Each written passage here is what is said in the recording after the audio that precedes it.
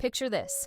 You wake up to the sound of gentle waves, sip your coffee on a deck literally floating on water, and think, this is the life. But then reality hits. You drop your phone in the water, your neighbor's boat party doesn't end till 3 a.m., and you're home.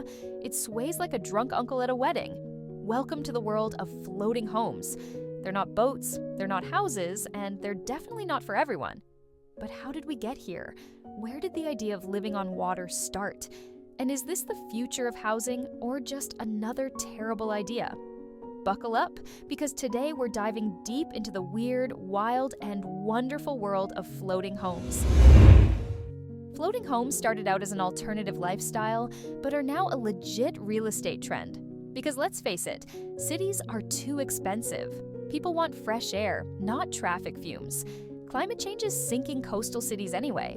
Places like Amsterdam and Seattle saw counterculture types in the 50s and 60s, turning old fishing shacks into homes. These were DIY, bohemian, quirky, and smelled vaguely of patchouli.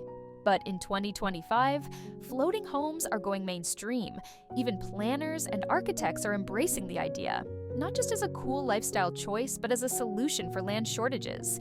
Because here's the thing, land doesn't just appear out of nowhere. Water, on the other hand, we've got plenty of it.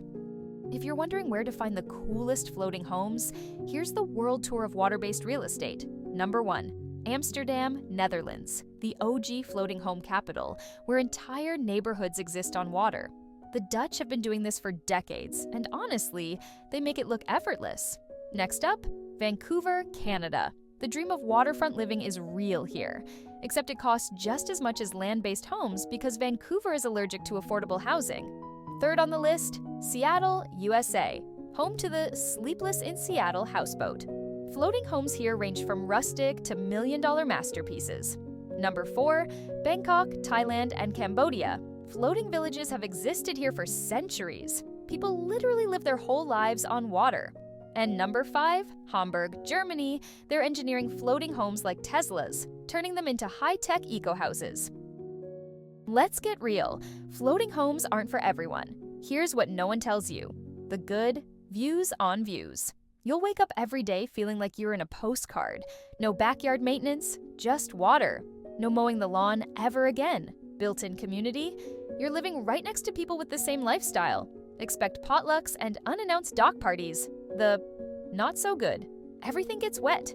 Everything. You have to love boats because you are now one with the boating world. You will drop things in the water, and they are never coming back. But the real kicker? If you thought regular home maintenance was bad, imagine living in a house that literally floats. If something goes wrong, you can't just call a plumber. You need a marine specialist. People aren't just building normal floating homes, they're getting creative. Le Cid, France, a Parisian barge with a history dating back to World War I, now a floating luxury loft. Reatainer, UK, a floating shipping container turned home, proving you can make anything into a house if you try hard enough. Soggy Bottom Shanty, USA, a houseboat inspired by a Disneyland ride built with scrap materials. Mini, Argentina, an entire eco-community on water, because why settle for just one floating home when you can have a floating neighborhood? The point is, floating homes aren't just practical, they're also ridiculously cool. With cities running out of space and sea levels rising, floating homes might go from being a lifestyle choice to a necessity. Some experts even predict that floating cities will be a real thing within the next few decades. Think self-sustaining floating towns, solar-powered eco-homes on water, affordable housing, that moves with the tide. We might be one bad climate disaster away from all of us living in Waterworld 2.0. So, is floating home life for you? If you love adventure, don't mind a little maintenance, and want to live somewhere unique, this could be your dream lifestyle. But if you hate boats, get seasick, or don't want to fish your phone out of the water every month, maybe stick to solid ground. What do you think? Would you ever live in a floating home, or does it sound like a headache waiting to happen?